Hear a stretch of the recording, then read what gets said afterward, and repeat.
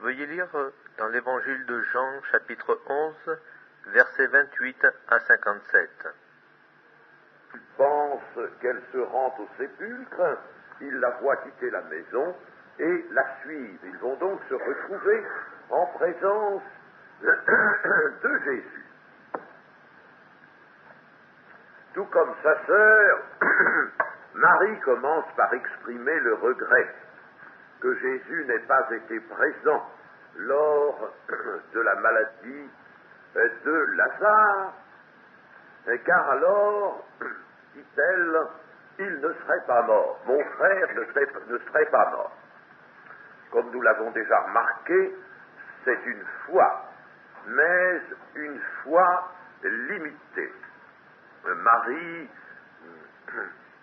a partagé la pensée de sa sœur Marthe, et tous deux ont regretté ensemble que Jésus se soit trouvé absent pendant la maladie de Lazare, sans quoi il ne serait pas mort. Leur pensée s'est arrêtée là, et leur foi a trouvé dans cette pensée une sorte de limitation sur laquelle elle a buté, ce qui arrive souvent pour nous.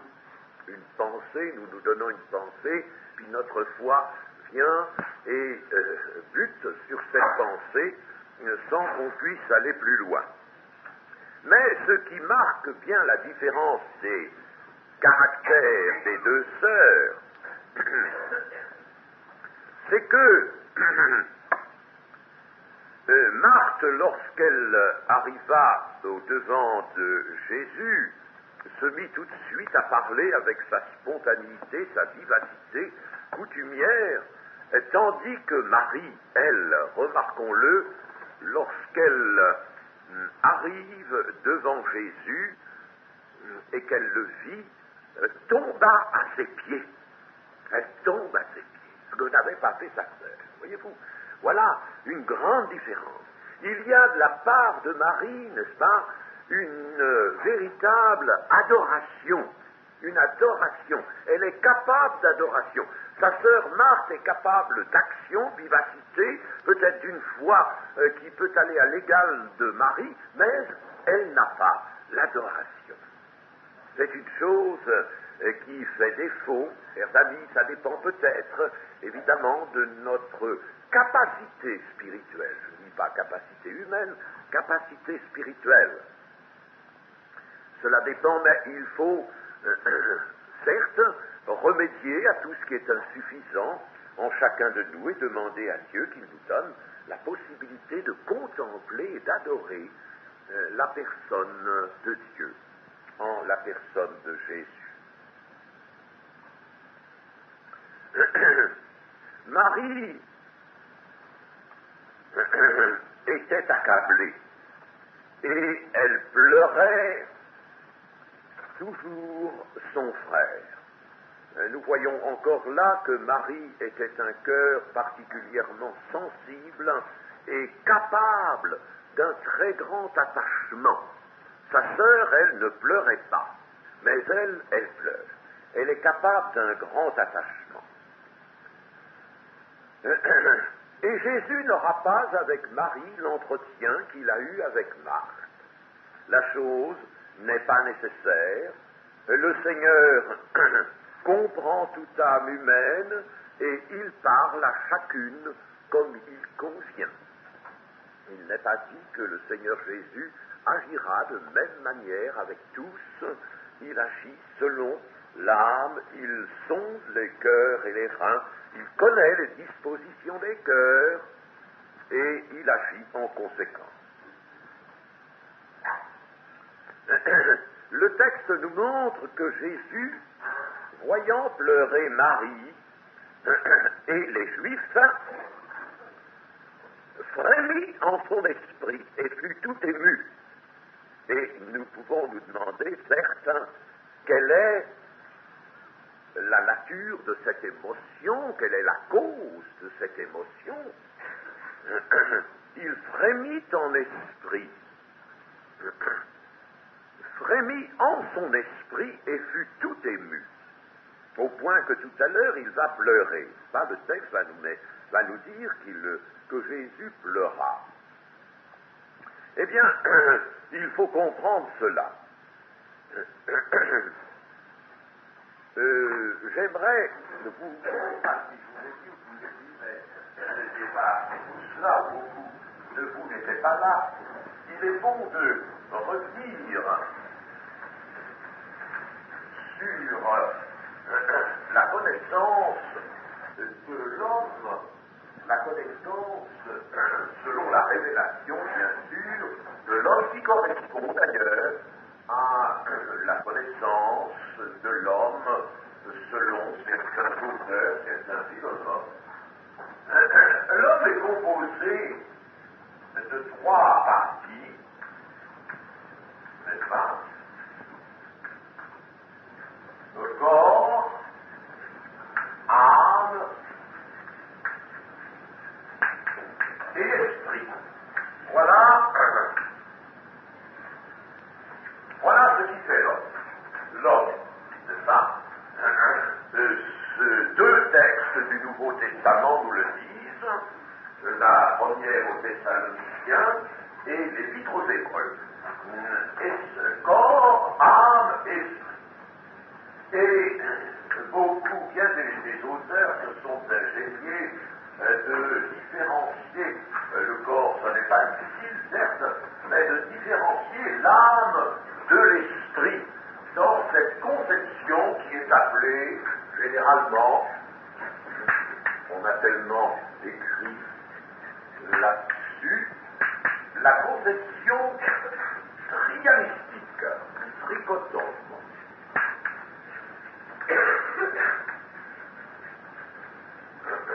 La conception trialistique ou tricotome de l'homme. Bon, ça, c'est les termes un petit peu savants, mais peu importe. Et on a beaucoup parlé là-dessus. Dans des ouvrages évangéliques, on a aussi voulu élucider cette différence entre l'âme et l'esprit. Et l'on a dit des sottises. On a dit des sottises. Méfiez-vous des ouvrages évangéliques qui prétendent définir l'esprit et l'âme. Généralement, ils se trompent. Si l'on s'attache à l'écriture et à tout ce qu'on peut trouver dans la révélation de Dieu, l'on verra que l'esprit est le siège des relations avec Dieu. L'esprit est le siège des relations avec Dieu. Et puis l'âme est le siège, disons, des émotions. De la vie psychique, qui correspond d'ailleurs au terme même, le siège des émotions psychiques. Et le corps, je n'en parle pas, n'est-ce pas? Vous savez ce que c'est. Et souvent, on a voulu faire de l'âme parce qu'on ne comprend pas que le mot âme est souvent utilisé dans un autre sens. Il y a plusieurs sens dans la Bible attachés au terme âme. Et je ne vais pas rechercher toute l'histoire de ce terme dans la Bible. Il varie il est employé. La langue française est assez pauvre et il n'est pas possible de toujours trouver le terme qui convient pour traduire certains termes hébreux ou grecs. Mais, n'est-ce pas, voilà, je vais vous montrer un seul texte qui va suffire pour établir ce que je vous dis ici. Mais, ce que je voudrais faire, c'est vous montrer comment fonctionne, comment cela fonctionne. C'est ça qui est important. S'il s'agit de l'homme naturel, l'homme naturel, lui, est réduit à cela. L'homme naturel est réduit à cela, parce que son esprit est mort. Les relations avec Dieu n'existent plus, c'est mort. Complètement mort, n'est-ce pas? Vous étiez mort par vos offenses, et et c'est comme si l'esprit était supprimé. En réalité, il existe, mais il est inactif, il est ce cœur pur, ce cœur fermé, n'est-ce pas, qui n'a plus de rôle. Et alors, l'âme étant le centre des émotions, ce n'est pas elle qui, en somme, est à l'origine des émotions, elle est le siège, je dis siège, n'est-ce pas? L'origine ne peut être qu'ailleurs. Et dans l'homme naturel, il y a ceci, n'est-ce pas? C'est que l'origine des émotions est dans la chair. Et dans la chair, et monte de la chair vers l'âme. Si bien que l'âme traduit les émotions de la chair, même si ce sont des émotions artistiques, qui sont par exemple des émotions éprouvées en entendant un beau morceau de musique, n'est-ce pas? Tout cela est encore de l'activité psychique et provoqué en liaison avec la chair, uniquement la chair. Tout est, en somme, tout est mouvement charnel, tout est charnel, tout est dans l'ordre charnel. L'âme ne reçoit donc pas d'autres émotions que celles qui peuvent venir du corps, de la chair. Et c'est cela, en somme, qui est appelé l'homme chair. L'homme de chair, c'est celui-là. C'est l'homme qui n'a plus l'esprit, n'est-ce pas? Son esprit est mort, et l'homme de chair, il a bien cette âme qui est capable d'émotion. L'homme le plus méchant peut pleurer, l'homme le plus méchant peut être ému et être troublé à la vue du sang, à la vue d'un accident, n'est-ce pas? Ça ne veut pas dire pour ça qu'il est bon, il sera tout aussi méchant après qu'avant, n'est-ce pas? Et il peut voir une très belle pièce, il peut entendre un très beau morceau de musique, ça ne changera absolument rien à cet homme, n'est-ce pas? Il pleurera peut-être devant une pièce, devant un drame, n'est-ce pas? Il pleurera vraiment, n'est-ce pas? Son âme sera en proie à une forte émotion, il pleurera, n'est-ce pas? Et puis le lendemain matin, à son ouvrage, s'il est le chef, par exemple, d'une industrie, il sera tout aussi intransigeant et méchant avec ses employés. N'est-ce pas? Vous voyez, il aura la veille au soir pleuré devant un drame, le lendemain matin, il sera pareil à lui-même. Il n'aura rien ne sera changé. On voit cela, n'est-ce pas, des gens extrêmement méchants et qui sont souvent très sensibles, mais leur sensibilité ne change rien, absolument rien à rien. Vous voyez que, donc, s'il n'y a pas d'esprit, si l'esprit n'est pas en relation avec Dieu, et nous parlions hier, n'est-ce pas, du faux salut, n'est-ce pas? Eh bien, le faux salut, en somme, c'est celui qui ne fait rien du tout, qui ne réveille pas l'esprit, et qui laisse l'homme dans cet état-là, agissant un petit peu par sensibilité, agissant aussi sur la pensée de l'homme, et un point c'est tout. Tandis que dans la personne alors du Seigneur Jésus, n'est-ce pas, c'est tout différent. Ici, il n'y a point de coupure entre l'esprit et l'âme. Et il y a une coupure, si vous voulez, si on veut l'établir, ici. La coupure est ici. Et c'est l'esprit, et uniquement l'esprit, qui fait descendre des émotions dans l'âme. L'origine de toutes les émotions est dans l'esprit. Dans l'esprit qui est pur, n'est-ce pas? Jésus a une chair semblable à celle du péché. Semblable. Mais son esprit, lui, n'est-ce pas, est le gouvernement de tout son être.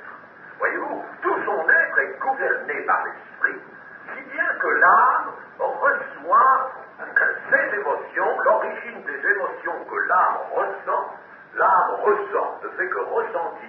Mais l'origine de ce qu'elle ressent est dans l'esprit et non jamais dans le corps. Jamais, n'est-ce pas? Le corps, lui, est bien, voilà la situation. Alors quand il nous est dit que Jésus frémit en son esprit, c'est que l'origine est là. Là, vous voyez, l'origine est là en son esprit. Il se passe quelque chose, je vais vous dire quoi dans la circonstance, il se passe quelque chose dans son esprit, et alors il frémit en son esprit, et il fut tout ému. Le frémissement d'esprit communique à l'âme une émotion, et vous comprenez alors cette émotion, n'est-ce pas, qui est bien de nature psychique, cette émotion est une émotion sainte et bonne, puisqu'elle a son origine ici. Ben, vous voyez, comprenez ces choses.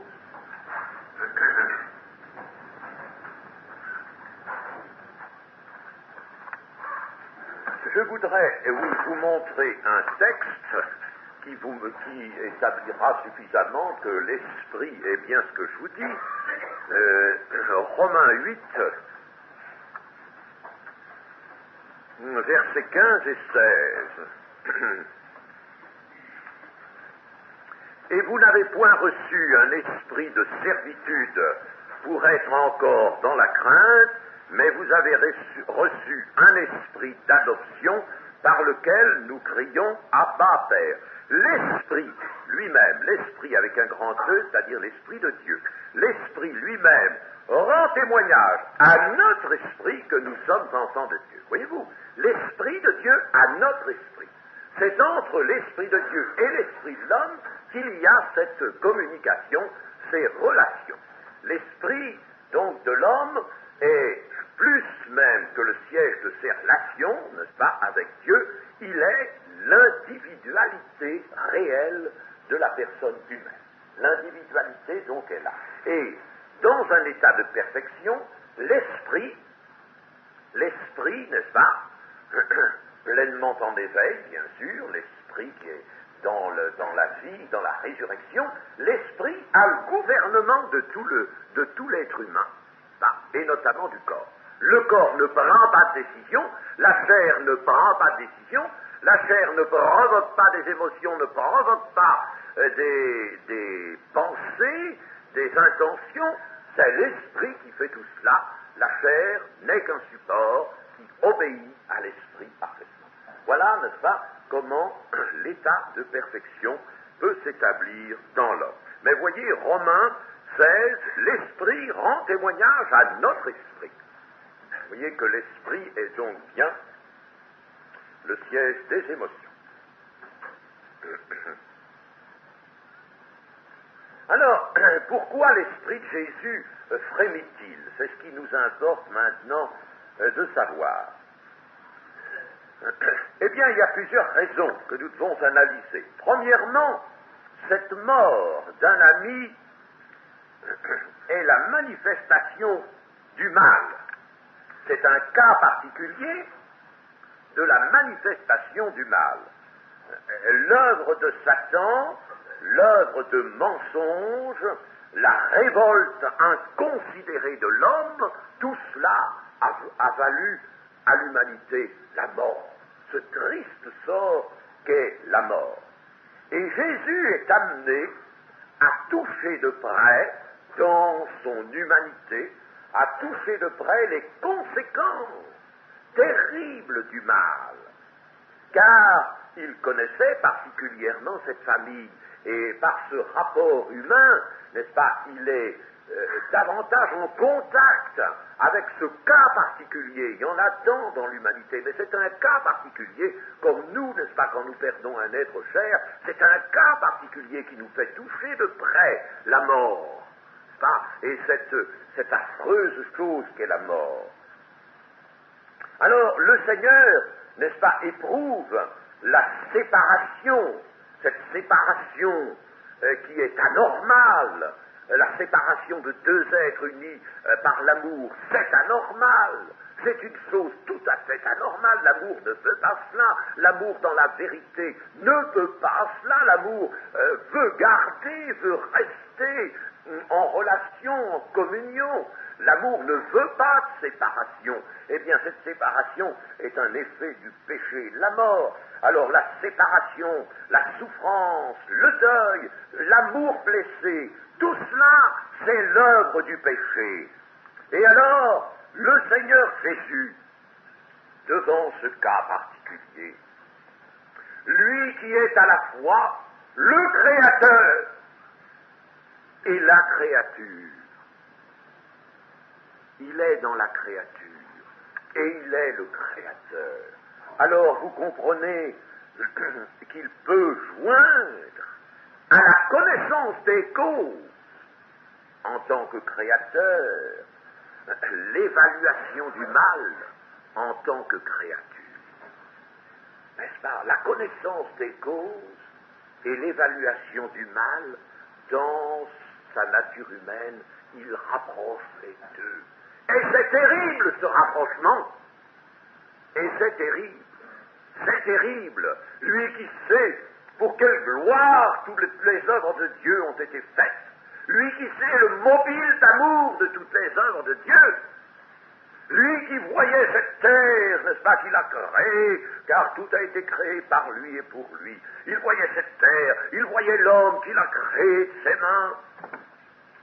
Et cela dans le grand mobile d'amour de Dieu. Et puis il voit ce que c'est devenu. Il touche de près les conséquences de la révolte de l'homme. Et il rapproche cela. Le rapprochement est terrible. Il en frémit. Et son esprit est comme indigné.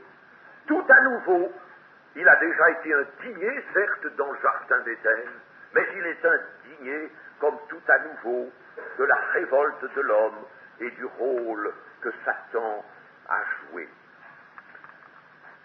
Deuxième observation à faire, deuxième analyse.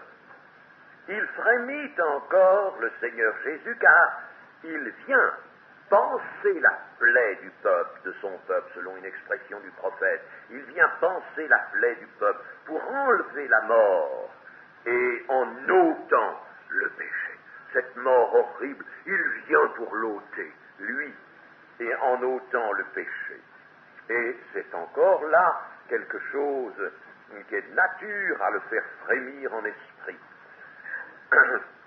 Troisièmement, il voit, nous est-il dit dans le texte, il voit les pleurs de Marie. Et les pleurs de Marie, il connaît cette femme, les pleurs sont bien l'expression d'une réelle souffrance, réellement ressentie. Mais les Juifs pleurent aussi à côté d'elle.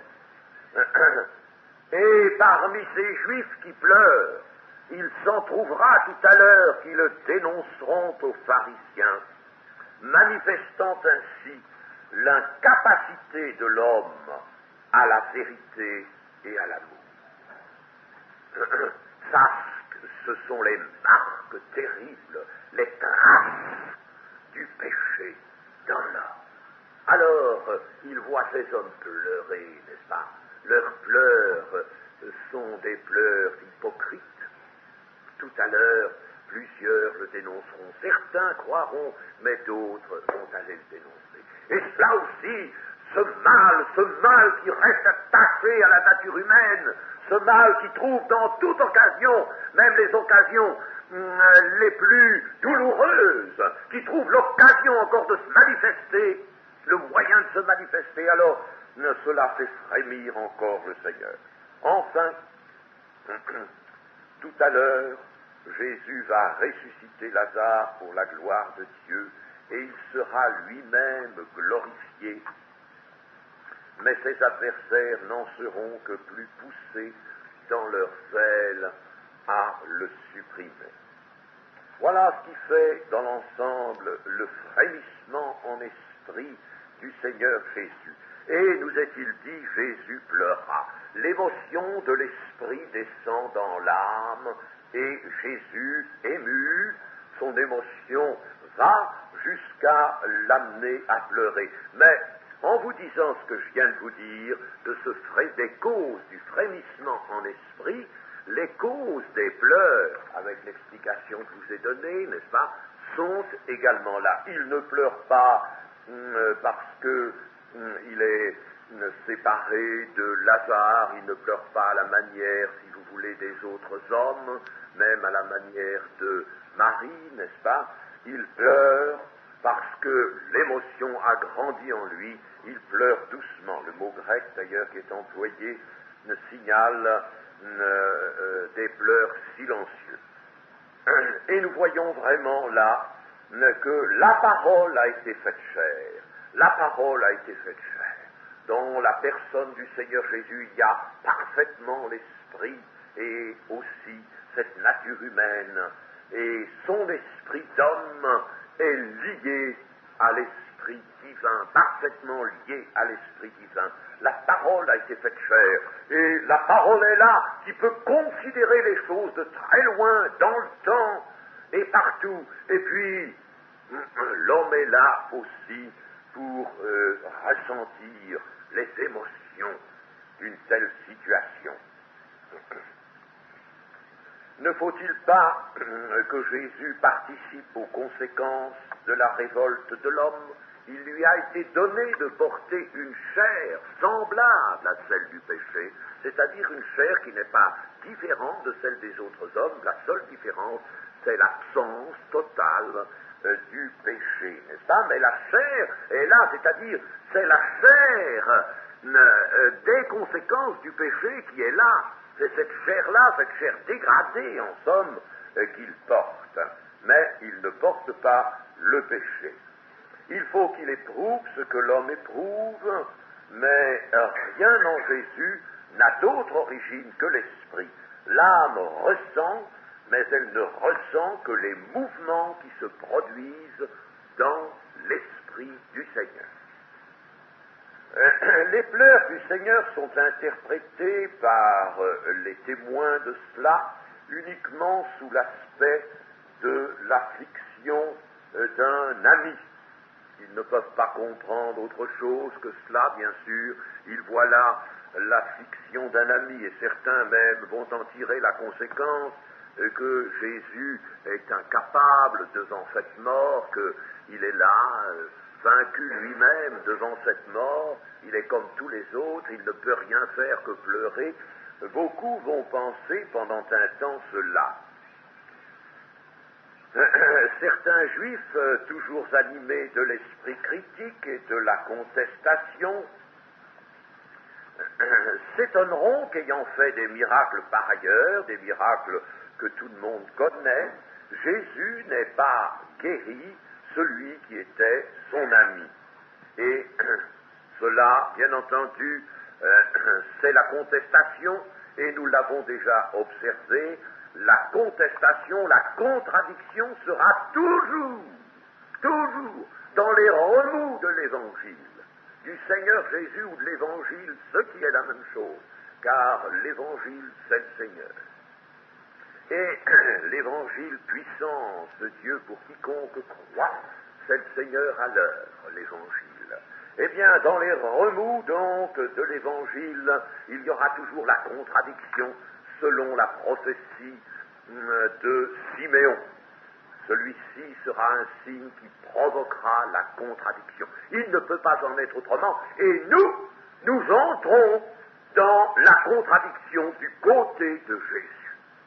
Nous entrons dans cette contradiction. Et attention de ne pas mettre un pied dans l'autre partie de la contradiction, n'est-ce pas? Restons dans la contradiction de Jésus, du côté de Jésus. Et puis, voici que vient le moment du miracle. Jésus frémit à nouveau en esprit. Pourquoi frémit-il une seconde fois en esprit? C'est qu'il va manifester le pouvoir victorieux de Dieu sur la mort. C'est une grande minute dans les annales de la terre. Il va manifester le pouvoir victorieux de Dieu sur la mort. Et cela, en raison de cette mort qu'il attend lui-même, pour bientôt. Lui-même va mourir pour donner la vie véritable qui ne se perd plus à ses frères les hommes. Jésus meurt. Chose étrange, il meurt pour donner la vie à ses frères les hommes. Parce que la vie ne peut pas être donnée à la créature déchue autrement que par une résurrection. Et qui dit résurrection, dit mort. N'est-ce pas? Pour ressusciter, il faut mourir. Ça paraît être une lapalissade, mais c'est une grande vérité simple qu'il faut considérer. Ainsi donc, Jésus est là, il frémit en son esprit, il voit déjà sa mort, mais il voit aussi le bénéfice de sa mort, et déjà là, il va accomplir un signe de puissance qui va montrer par avance la victoire de la vie sur la mort. On était devant le sépulcre du lieu où se tenaient Jésus, Marie, Marthe et les autres et les Juifs. On s'est rendu au sépulcre.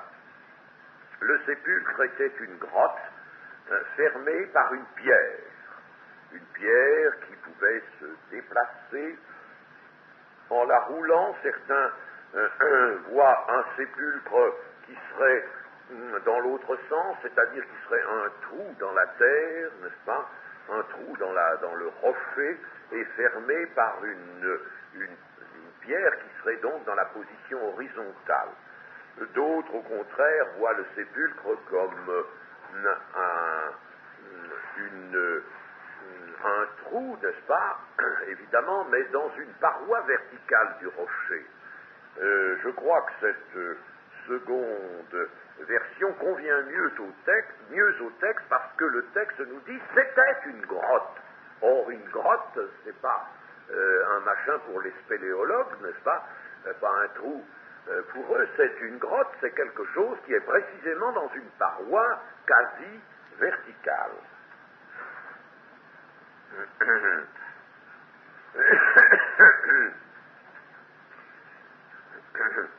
Donc, le sépulcre était fermé par une pierre, Jésus commande d'ôter la pierre.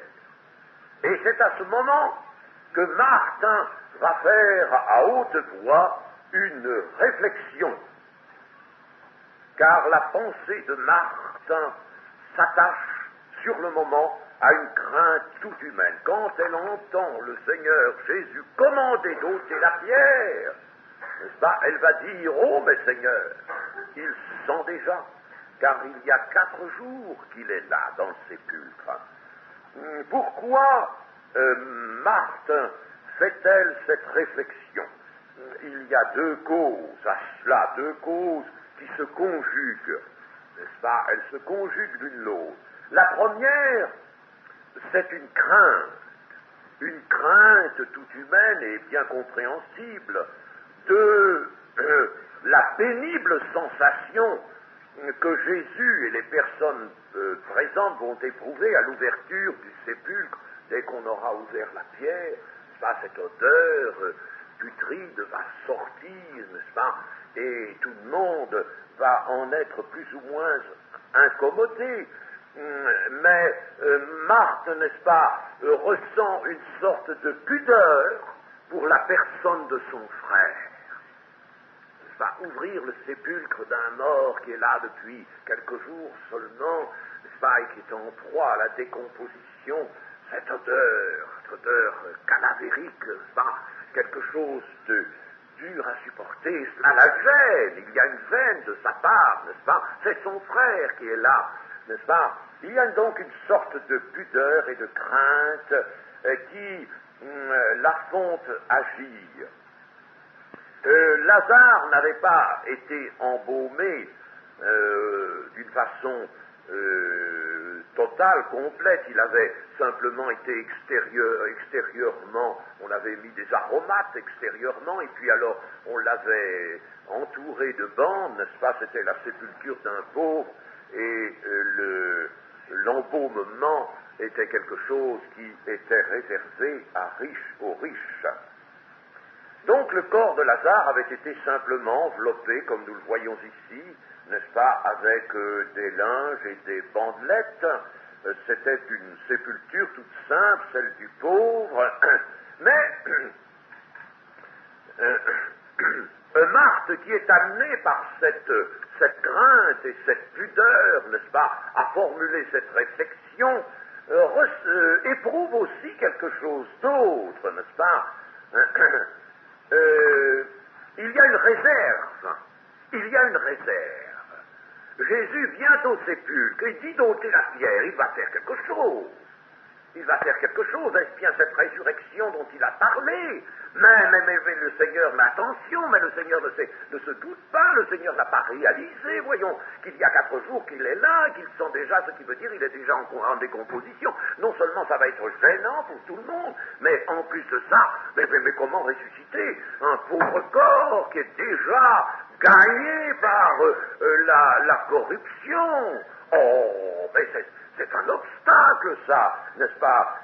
Ça lui paraît pas possible. Ressusciter un mort tout frais encore, qui vient de mourir, là, n'est-ce pas?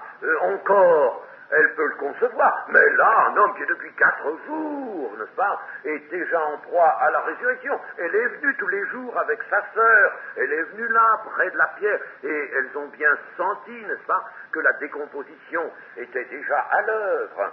Alors, pas la raison intervient, voyez-vous, non seulement la crainte, la gêne qu'elle éprouve, mais la raison qui intervient aussi. La raison qui intervient. Ah, comment faire ressusciter un homme comme ça? Le Seigneur ne se doute pas, n'est-ce pas? Vous savez, il arrive souvent, et nous avons, nous, toujours, cette détestable manie, déplorable, hein, de croire, enfin, sans bien le formuler, sans bien se le dire, n'est-ce pas? Mais enfin, d'avoir des pensées qui, en somme, prêtent à Dieu des faiblesses. Dieu pourrait se tromper, Dieu pourrait avoir oublié certaines circonstances. Nous sommes sur la terre, nous connaissons mieux que Dieu les circonstances de la terre, vous comprenez. Il y a tas de choses pratiques que nous connaissons bien, mais Jésus ne le sait pas tout ça. Alors, n'est-ce pas, Dieu pourrait avoir oublié quelques circonstances, une circonstance terre à terre, mais qui est tout de même à nos yeux très importante, et on croit devoir faire au Seigneur des observations de prudence, n'est-ce pas? Voyez-vous, faire des observations prudentes, mais Seigneur, tu ne sais pas, voyons, ce que tu vas faire là, mais enfin, tu ne vois pas où tu t'engages, mais enfin, tu sais, nous savons, n'est-ce pas? Voyez-vous, on voit souvent les apôtres dans cette attitude-là. Et nous y sommes quelquefois aussi, je l'ai souvent remarqué, n'est-ce pas? Nous sommes là, très volontiers, nous ferions des observations. Nous avons la parole du Seigneur qui nous dit telle chose, mais non, alors c'est pas possible, n'est-ce pas? On raisonne les choses, voyez-vous, on raisonne comme si la toute-puissance de Dieu pouvait avoir à tenir compte des contingences, des circonstances, des petits obstacles de la terre, n'est-ce pas? Et on raisonne. Jésus va faire à Marthe cette belle réponse, je te l'ai dit, si tu crois, tu verras la gloire de Dieu. Ce qui prouve bien qu'il y avait eu tout de même pas cette réserve dans la pensée de Marthe. Il y avait eu cette réserve. Ah, mais comment ressusciter un homme dans un pareil état, n'est-ce pas, après 4 jours dans ce sépulcre?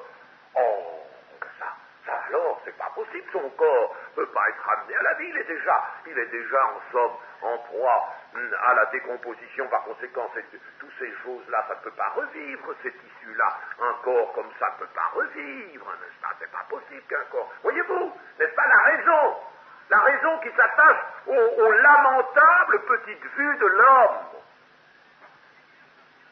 La raison humaine, elle s'attache aux vues de l'homme. Voilà, la raison ne connaît que cela, les vues de l'homme, les vues pauvres, les vues limitées de l'homme, n'est-ce pas? Et puis alors, la foi, elle est comme couverte par cette raison humaine, ce raisonnement de l'homme, n'est-ce pas, avec sa vue courte, sa petite vue sur les choses de la terre. Eh bien, la foi se trouve là comme couverte. C'est pourquoi Et le Seigneur va lui dire, je te l'ai dit, si tu crois, tu verras la gloire de Dieu. Ce qui ne veut pas dire que là, Jésus n'était pas absolument décidé et certain même d'accomplir la résurrection de Lazare, mais il fallait tout de même stimuler Marthe pour qu'elle fasse un sursaut de foi. Marthe a encore un degré de foi à franchir.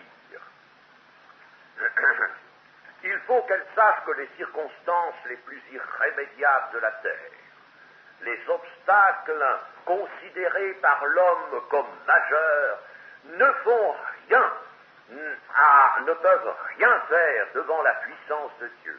Lorsque cette puissance de Dieu doit agir, les circonstances de la terre sont rien. Ça ne compte pas, ça ne compte même pas.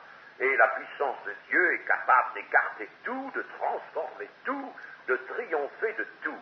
Marthe a donc besoin de franchir un degré de foi, et si tu crois, ce qui veut dire, elle croit déjà pour une part, si tu élèves ta foi jusqu'à cet état d'âme qui atteint l'absolu, cet état d'âme qui est une confiance en la parole de Dieu et sans la plus légère restriction, une confiance qui ne tient aucun compte des obstacles, alors à ce haut degré de foi, la gloire de Dieu peut être contemplée. La vie, tu vas la voir triompher de la mort toi-même.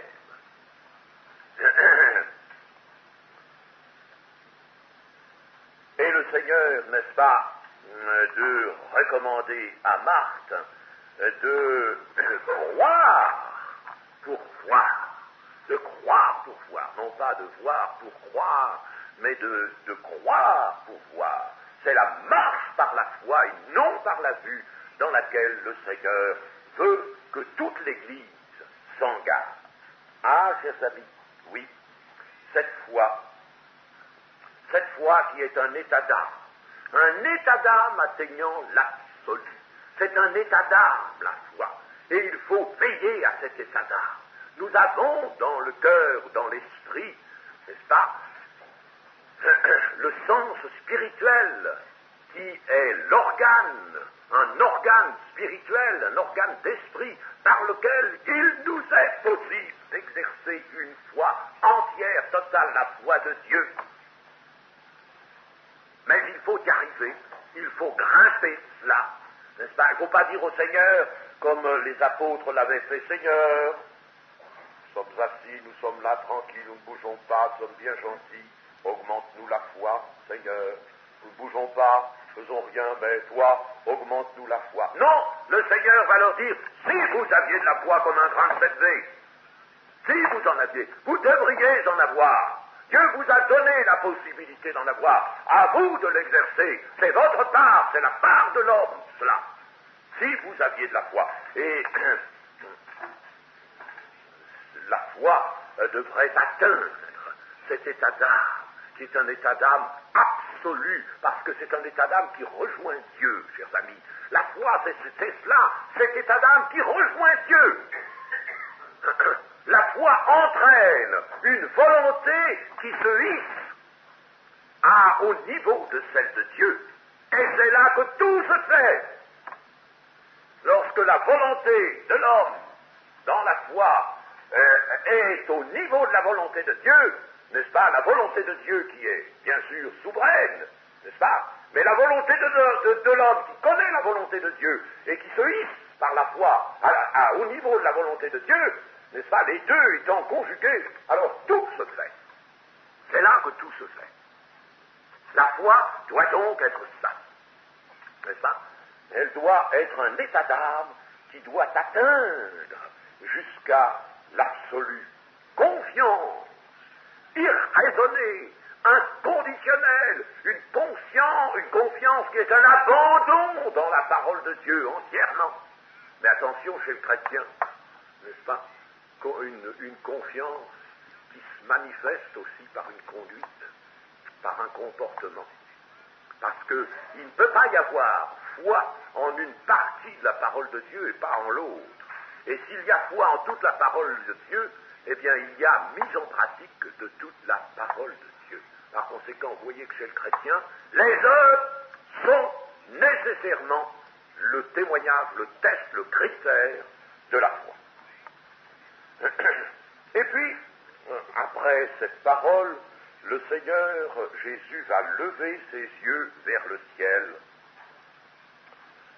ce qui indique une pensée que nous avons à recueillir de la localisation de Dieu le Père. Je ne peux pas m'exprimer autrement, n'est-ce pas? Mon Père qui est dans les cieux. Jésus lève les yeux vers les cieux. C'est pas pour rien, c'est pas parce qu'il est humain comme d'aucuns l'ont dit, n'est-ce pas? Tout est parfaitement un mouvement de l'esprit dans la personne de Jésus. Je vous l'ai dit, tout est esprit, n'est-ce pas? Tout est dirigé par l'esprit, sans quoi il se serait départi de sa sainteté, de sa perfection, n'est-ce pas? Mais il faut que nous recueillons ce geste comme les déclarations « Mon Père qui est dans les cieux, je suis venu du Père et je retourne au Père ». N'est-ce pas? Nous voyons que le Père est localisé. Chers amis, faute d'avoir perdu cela dans la Bible, faute d'avoir couvert cela par notre incrédulité, parce que nous avons l'incrédulité chez des évangéliques, nous en avons encore une certaine carapace d'incrédulité, chers amis, à faire tomber. Eh bien, faute d'avoir recueilli cela, on en arrive aujourd'hui à avoir ouvert la porte à ces fausses doctrines telles que celle de Jésus seul, n'est-ce pas? Vous connaissez, n'est-ce pas, le baptême au nom de Jésus seul, celle qui veut absolument nier la Trinité, parce que ce nom n'est pas dans la Bible, mais le mot ne fait rien, mais nier, n'est-ce pas, ce que la Bible nous enseigne des personnes divines qui sont une personne, mais qui nous sont présentées tout de même comme trois personnes, se parlant entre elles, étant dans des emplacements différents, dans des endroits différents. Le Saint-Esprit est partout, le Fils, lui, il est à un certain endroit, le Père aussi, la personne de Dieu le Père, nous est présenté par les Écritures comme localisé. Si le Père était partout, s'il n'était pas localisé, il n'y aurait aucune différence entre le Père et le Saint-Esprit. Aucune différence. Le propre du Saint-Esprit, c'est d'être partout. Il est là, tu m'entoures par devant, par derrière, tu es partout. Si je vais même dans le séjour des morts, tu y es, n'est-ce pas? Je ne peux pas te fuir. C'est le Saint-Esprit. Mais la personne de Dieu le Père, quelque conception que nous ayons, et attention à nos conceptions, sur la question de corps, n'est-ce pas, de personnes corporelles, n'est-ce pas, nous ne savons pas ce que c'est qu'un corps céleste. Nous ne savons pas. Un corps céleste et un corps spirituel, nous ne savons pas du tout ce que c'est. Alors, nous sommes ignorants. On devrait l'être pas trop, l'être un peu moins, mais on l'est beaucoup. Généralement, on est ignorant de tout ça. Alors, nous n'allons pas dire, parce qu'il est dit Dieu est esprit, Dieu est immatériel. Si Dieu n'a pas une personne localisée, alors Dieu est le Saint-Esprit. Dieu le Père et le Saint-Esprit se confondent, nécessairement. Et s'ils se confondent, eh bien, le geste de Jésus n'a aucun sens, aucune signification. Chers amis, respectons l'Écriture. Respectons l'Écriture, elle ne nous trompe pas, elle est vraie. La personne du Père, je ne veux pas parler de corps puisque l'Écriture ne prononce pas cela, n'est-ce pas? Mais je dis simplement, la personne de Dieu le Père est localisée dans une lumière inaccessible, comme l'apôtre Paul nous le dit. Mais en tout cas, n'est-ce pas, sachons bien une chose, c'est que nous ignorons ce que sont les esprits et encore plus ce qu'est la personne de Dieu le Père, n'est-ce pas? Nous avons là-dessus des idées très mauvaises et nous croyons spiritualiser toute chose en détruisant le réel, en détruisant le réel qui nous gêne. Ainsi donc, le Père n'est plus présent sur la terre, il n'est plus présent que dans la personne du Fils. C'est le Fils qui est présent sur la terre, n'est-ce pas? Et le Fils lève les yeux vers le ciel, car là est la demeure du Père. Gardons ces choses telles que la Bible nous les enseigne. Jésus va rendre grâce. Il va rendre grâce pour la résurrection comme d'une chose déjà faite. Il connaît l'exaucement et nous pouvons dire que le temps n'intervient pas. Nous aurions besoin de savoir un peu ça. C'est encore une de nos limitations qui empêche la foi, cela, chers amis. Ah, nous avons un calendrier, nous avons un temps qui s'écoule, n'est-ce pas? Il s'écoule régulièrement, c'est une fonction linéaire, n'est-ce pas? N'ayez pas peur, c'est un avion. Simplement, c'est la sottise des hommes. Donc que oui, le temps, n'est-ce pas, est un écoulement régulier, ça, nous en avons la notion qui est imprimée en nous, dans notre pensée, et puis, nous ne pouvons pas nous défaire de ça. On ne peut pas se défaire de ça. Il faudrait s'en défaire. Vous savez que Dieu est hors du temps. Et on ne peut pas imposer à Dieu notre calendrier, n'est-ce pas, ni même notre marche connue du temps. Le temps est une dimension, disent les savants, une dimension. Eh bien, comme toutes les dimensions, elle est illimitée. Il n'y a pas de dimension qui soit finie. Tout est infini. Le temps est infini. Et Dieu est hors du temps. Si bien que Jésus, nous le voyons ici, n'est-ce pas, il connaît l'exaucement. Mais cet exaucement, il l'a. Il le tient. La volonté de Dieu était arrêtée concernant la résurrection de Lazare. Et elle était connue de Jésus. Eh bien donc, cela suffit, la chose est faite. La volonté de Dieu étant arrêtée et étant manifestée au Seigneur sur la terre, qui est sur la terre, n'est-ce pas? Il ne fait rien que ce qu'il son Père lui dit de faire, n'est-ce pas? Bon, alors, la chose, les œuvres qu'il voit faire au Père, c'est comme si le Père avait, lui, dans le ciel, ressuscité Lazare, voyez-vous? C'est la même chose, hein? Je ne dis pas que c'est tout à fait l'expression de la réalité, n'est-ce pas? Mais c'est comme ça, tout se passe comme ça, comme si déjà il était ressuscité. La volonté de Dieu étant donc formée, établie, quant à ce fait, n'est-ce pas? Eh bien, ça suffit, le fait est là. Il est là. Il est obtenu, même avant qu'il ne soit vu sur la terre ou qu'il ne soit touché, avant que l'objet de la volonté de Dieu se manifeste dans le sensible, dans le monde sensible, cet objet existe déjà. Car la volonté de Dieu, c'est l'origine de toute chose. La volonté de Dieu, c'est l'origine de toute chose. L'Apocalypse vous le dira, enfin, nous n'avons pas le temps d'y aller maintenant, n'est-ce pas? Mais la volonté de Dieu, c'est là qu'est l'origine de toute chose. C'est là, n'est-ce pas? C'est par ta volonté, disent les anciens, n'est-ce pas? C'est par ta volonté que toutes choses existent et qu'elles ont été créées. C'est par ta volonté. Dès que la volonté de Dieu est donc établie, ça y est, la chose existe. Pour nous, elle peut être différée par rapport au calendrier de la terre, n'est-ce pas? Mais elle existe. C'est cette idée-là qu'il faudrait que nous ayons. Et c'est ce que Jésus nous a enseigné.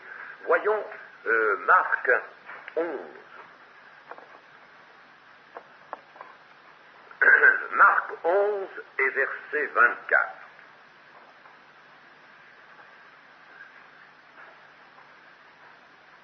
C'est pourquoi je vous dis, tout ce que vous demanderez en priant, croyez que vous l'avez reçu et vous le verrez s'accomplir. Voyez, il faut que vous ayez la foi, parce que la foi, sans la foi, on ne peut rien voir. On ne peut pas voir la gloire de Dieu, c'est pas possible. Si tu crois, tu verras, il y a une condition. Bon, alors, si croyez que vous l'avez reçu, vous l'avez demandé. Vous l'avez demandé dans les conditions requises par la prière, c'est-à-dire une prière valable, attention. une prière de juste, hein. Prière de juste. Pas la prière de celui qui se tient habituellement dans l'iniquité ou dans le péché, hein. La prière du juste. La prière éclairée par l'esprit, bien entendu, la vraie prière.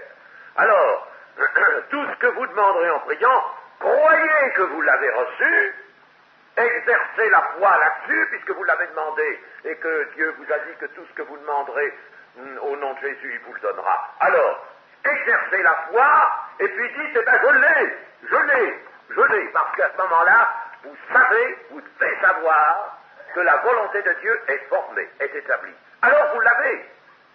C'est ce que Jésus nous enseigne. Et puis l'accomplissement, mais ça c'est pas gênant, c'est rien. Nous mettons tout sur l'accomplissement, parce que nous avons besoin d'une vue qui vérifie la chose. Ça, nous voulons vérifier. Ah, on veut vérifier, vous comprenez? On veut bien faire la foi, un petit peu de foi, mais il faut vérifier. Vérifier la chose. Et c'est pas ça que veut le Seigneur Jésus. Parce que la volonté de Dieu, si vous l'avez engendrée, si je puis dire, par votre prière, vous avez amené Dieu dans sa fidélité à ses autres promesses. Vous l'avez, en quelque sorte, obligé, vous avez obligé Dieu à former une volonté pour ce que vous avez demandé. Sa volonté étant formée, établie, ça y est, vous avez la chose. L'accomplissement, je vous dirais, alors c'est rien. Ce n'est rien du tout. C'est comme ça qu'il faudrait qu'on voir les choses. Alors il faut être sûr avant de voir. Pas parce que la foi qui dit, je vais bien voir. J'ai prié, je crois que Dieu peut le faire. On va voir si ça se produit. Ah non. Mais ça, il faut le saisir avant. C'est cela que le Seigneur nous... Et alors, comprenez la raison, c'est que quand la volonté de Dieu est formée, la chose existe. Elle existe. C'est pas son accomplissement qui est son existence. C'est la volonté de Dieu pour cette chose. Voilà ce qu'il faut comprendre. Alors nous sortons des contingences de la terre, nous sortons de notre petite compréhension des choses, notre petite compréhension enfantine, limitée, pauvre, n'est-ce pas? Nous sortons de tout ça, nous dépassons ça, et nous allons vers la compréhension des choses en esprit. Et c'est ainsi, mes amis, que l'Église devrait accomplir les œuvres qui lui sont données. C'est comme ça qu'elle devrait marcher, l'Église. Jésus avait rendu grâce à haute voix afin de préparer la foule et de lui faire comprendre que la résurrection de Lazare serait un signe de Dieu. Mais tout ça, c'est fait pour l'Église. C'est fait pour l'Église, tout cela. Et l'Église devrait pouvoir dire, je sais que tu m'as exaucé. Je sais que ta volonté est formée. Je ne me fais pas d'inquiétude. On me dira, ou je verrai moi-même tout à l'heure, que la chose demandée s'est accomplie. N'est-ce pas? Ce qui arrive souvent. Vous voyez, témoin, notre cher petit ami et frère Laurent, n'est-ce pas, que j'ai quitté. Moi, je ne savais pas qu'il avait été guéri, n'est-ce pas? Eh bien, vous voyez, j'avais cru qu'il serait guéri. Pourquoi pas? J'avais demandé à Dieu, et puis c'est un enfant de Dieu. Et puis sa femme avait prié aussi avec moi. On l'avait demandé à Dieu. Eh bien, j'ai quitté sa maison sans rien savoir. Et puis plus tard, j'ai appris, voyez-vous, qu'il avait été guéri. C'est comme ça qu'il faudrait que l'Église marche. Qu'elle marche ainsi. Seulement, n'est-ce pas, malheureusement, nous trébuchons toujours. Alors nous laissons réapparaître le doute, le vilain raisonnement humain, le doute, n'est-ce pas? Comme par exemple, je vais vous citer un cas qui m'a révolté, chers amis. Je ne sais plus quelle année c'était la première. Nous sommes à la 3e année de Père Guillot actuellement, je ne sais pas si c'était la première, la 2e. Il y avait un brave frère qui était là, n'est-ce pas, et qui avait bien besoin du secours de Dieu. Bon, il vient à l'onction d'huile, il s'était bien préparé, je m'étais spécialement occupé de lui. Et puis, il va à l'onction d'huile pour être guéri, tout confiant, et puis, l'onction d'huile se faisait comme maintenant, n'est-ce pas, après le culte. Et puis alors, la réunion prend fin, et puis chacun s'en va dans la cour. il n'y avait pas un quart d'heure, 10 minutes, un quart d'heure que l'onction d'huile lui avait été faite, lui il était tout heureux, etc. Hein. Alors il y a une sœur bien avisée, il regrette que ce soit une sœur, mais sous les il peut rien. Une sœur bien avisée qui vient vers lui puis qui lui dit, écoutez, voilà, vous pourrez encore aller à telle autre, la réunion, puis alors là, on va encore prier pour vous, on va vous faire, parce que là, comme ça, vous n'êtes pas guéri, là, vous serez là-bas. Oh, ce pauvre homme est tombé de...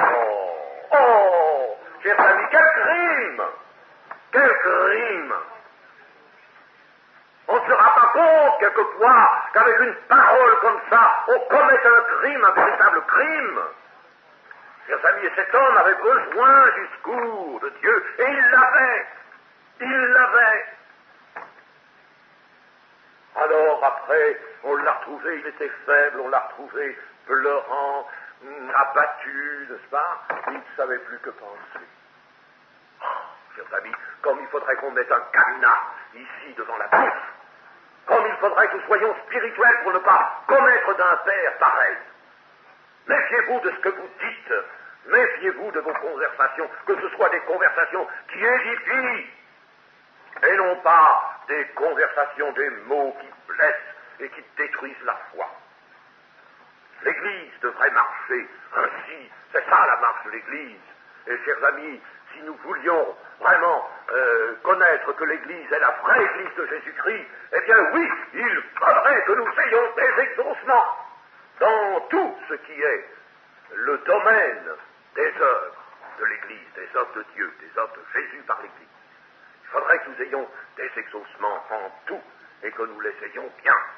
Alors là, nous pourrions dire, nous sommes dans la vérité et nous marchons dans la vérité.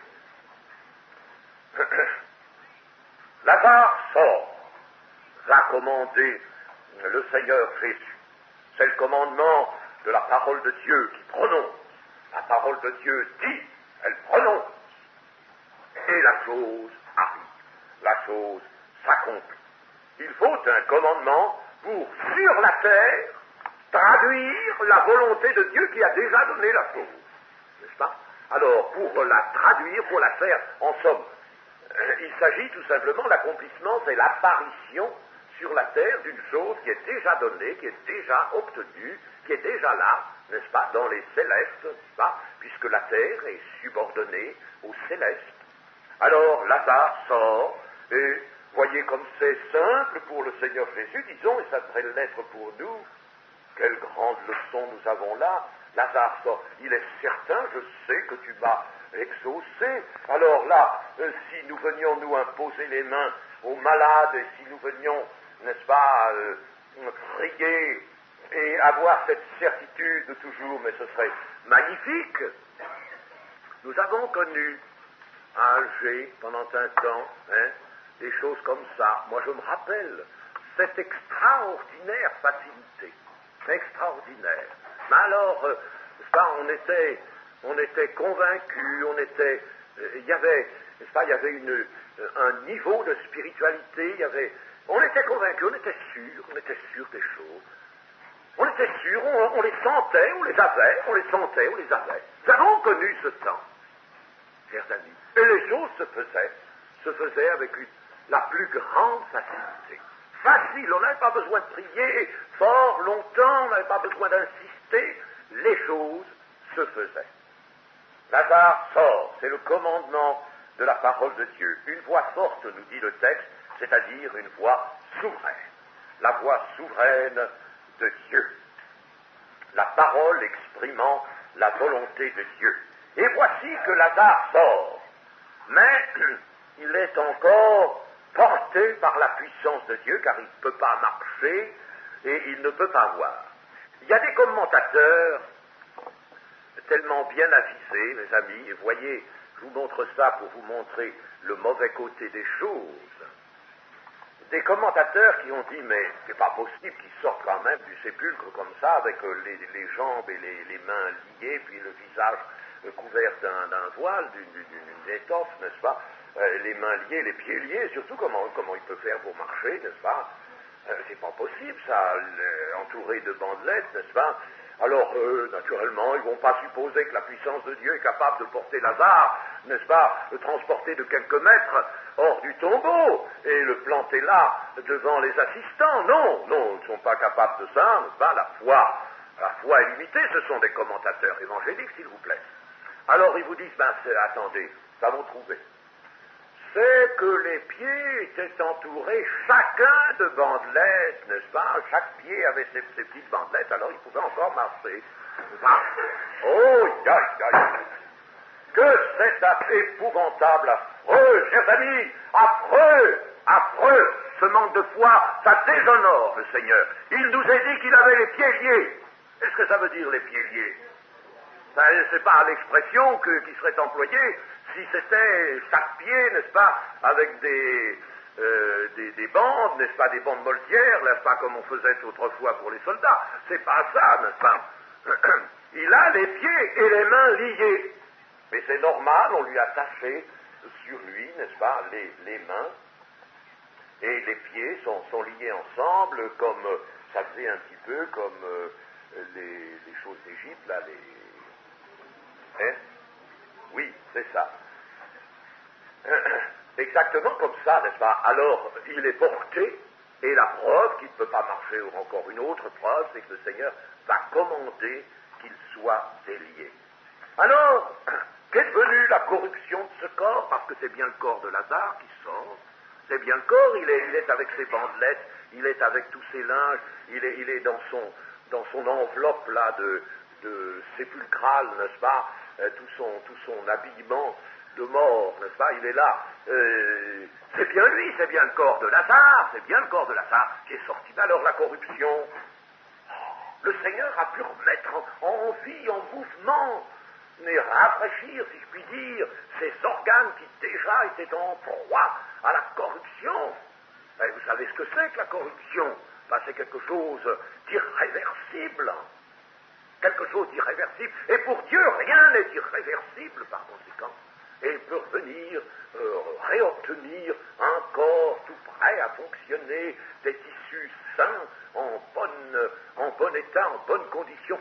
C'est quelque chose de fabuleux. N'essayons donc jamais, chers amis, de calculer avec la puissance de Dieu, n'est-ce pas?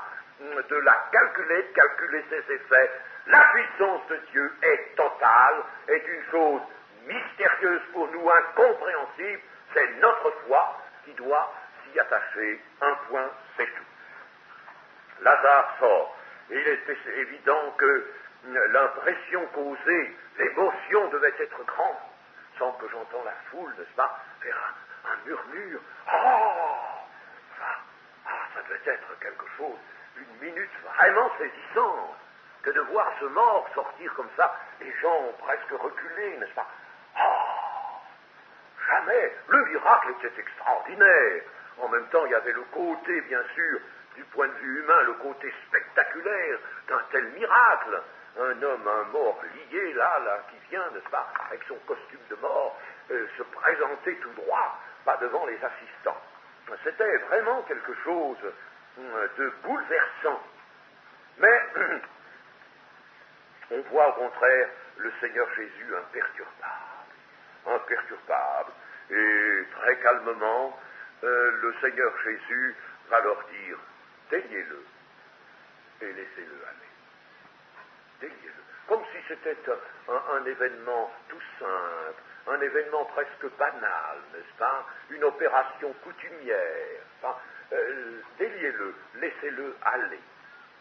C'est une chose magnifique, n'est-ce pas, qui nous montre bien la personne du Seigneur Jésus. Non seulement nous voyons le signe, le miracle, mais nous voyons la personne du Seigneur Jésus. Et voici maintenant qu'une fois le surnaturel à l'œuvre, lorsque le surnaturel a fait sa part, alors toute chose rentre dans le cours normal des choses de la terre. Voyez-vous, tout va s'inscrire dans les choses. Alors, Lazare va retrouver ses jambes, ses pieds, son activité, il va pouvoir, n'est-ce pas, embrasser ses sœurs, embrasser tout le monde. L'Évangile ne nous dit rien de cette minute d'émotion. On aurait bien aimé savoir un petit peu plus, n'est-ce pas? Et que l'évangéliste qui était là, l'évangéliste puisse nous dire, oh bah, il est venu se jeter dans les bras de Jésus, il l'embrassait. Rien de tout cela. Nous sommes des grands sentimentaux, nous aurions bien aimé cet arrière-plan sentimental, n'est-ce pas? Mais l'évangile ne nous donne pas. Ce qui montre que l'évangile veut nous laisser en route sur le chemin de l'esprit. Il veut que nous nous attachions aux choses de l'esprit et non pas seulement aux choses de l'âme. Nous sommes prédisposés, nous, aux vibrations de l'âme, à la sensibilité, n'est-ce pas? Mais le Seigneur ne veut pas ça, n'est-ce pas? Pourtant, c'est certain que Lazare est venu se jeter dans les bras de son ami Jésus. Allons, voyons, on ne peut pas concevoir les choses autrement, n'est-ce pas? Il embrassait tout son monde, il revenait de loin, si on peut dire, n'est-ce pas? Eh bien, c'était une grande minute, même les yeux devaient être mouillés de larmes encore. Eh bien, rien de tout cela ne nous est dit. Rien. Les choses reprennent leur cours normal selon le déroulement des choses de la terre.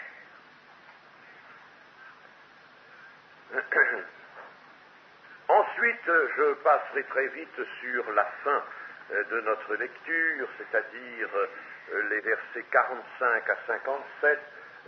Bien entendu, le miracle va provoquer de grands remous, surtout parmi les Juifs, des remous profonds et persistants.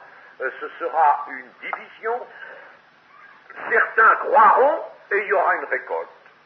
Ce signe aura donné, ce signe n'était pas fait pour le moment seulement, mais il aura été l'occasion d'une récolte. Certains croient et d'autres gardent leurs pensées ténébreuses et sont même poussés à mal faire, parce qu'ils vont dénoncer Jésus aux pharisiens. Ce qui va déterminer les pharisiens à réunir le Sanhédrin. Vous voyez que, regardez, chers amis, si on reçoit la parole de Dieu, nettement, dans un cœur humble, avec foi, alors on est porté au bien. Si on la conteste, si on la laisse à la porte, si on ne la reçoit pas, on est porté au mal, à plus de mal. Aux uns donnant la vie, aux autres donnant la mort. Et puis, il y a dans ce passage la prophétie involontaire de Caïphe, qui exerça la souveraine sacrificature l'an 25 à l'an 36. Si cet homme avait été deux fois ce souverain sacrificateur, vous savez ce qu'il aurait fait s'il avait compris toute l'Écriture? Il serait venu se prosterner lui-même devant Jésus. Il n'aurait pas d'ailleurs attendu cette minute pour le faire. Il serait venu se prosterner devant Jésus et puis il lui aurait dit: Seigneur, moi je suis souverain sacrificateur de la loi de Moïse. Moi je suis un de ceux qui est succédé à tant d'autres et derrière moi d'autres pourraient encore me succéder car je suis moi-même un homme pécheur. Mais toi tu es le vrai souverain sacrificateur. Tu es le souverain sacrificateur que Dieu a envoyé parmi les hommes et qui vient apporter le sacrifice libératoire. Ah, il aurait dit cela, il aurait compris cela. Au lieu de cela, il va vouloir donner au complot du Sanhédrin son intelligence. Il va communiquer, son idée c'est de communiquer l'intelligence, la suprême malice à ce complot du Sanhédrin, n'est-ce pas? Et il va se mettre à prophétiser. L'évangéliste Jean nous dit, et ce n'était pas pour la nation seulement, c'était afin que de réunir en un seul corps les enfants de Dieu dispersés. Il ne dit pas cela de lui-même, mais étant souverain cette année-là, souverain sacrificateur, il prophétisa que Jésus devait mourir pour la nation. Et il est en somme comme Balaam. Un Balaam, n'est-ce pas, qui vient pour maudire et qui est obligé de bénir. Et lui, n'est-ce pas, il vient là pour donner une direction habile au complot des Juifs, n'est-ce pas? Et puis, il est là, il prophétise. Ils prophétisent la vérité qui sort d'une bouche souillée. Mais cependant, Dieu le permet quelquefois. Nous le voyons. Le glorieux prodige qu'était la résurrection de Lazare allait précipiter les manigances des Juifs et aviver encore leur hâte d'en finir avec cet homme, et ils auront le front d'avouer qu'ils redoutent de voir la foule s'attacher à Jésus à cause de ses miracles. Ils ne nient pas les miracles, ils ne nient pas les signes, ils les reconnaissent. Ah, chers amis, ils entrent dans le péché contre le Saint-Esprit, d'où l'on ne revient plus. Ils entrent là, dans ce péché contre le Saint-Esprit. Ils ont reconnu les signes de Dieu, les miracles sont grands, ils ne peuvent les expliquer, mais ça va troubler leur vie présente, ça va déranger les tas de choses auxquelles ils sont tellement attachés. Alors, ils complotent, ils vont résister à Dieu. Chers amis, ils ont commis le péché contre le Saint-Esprit.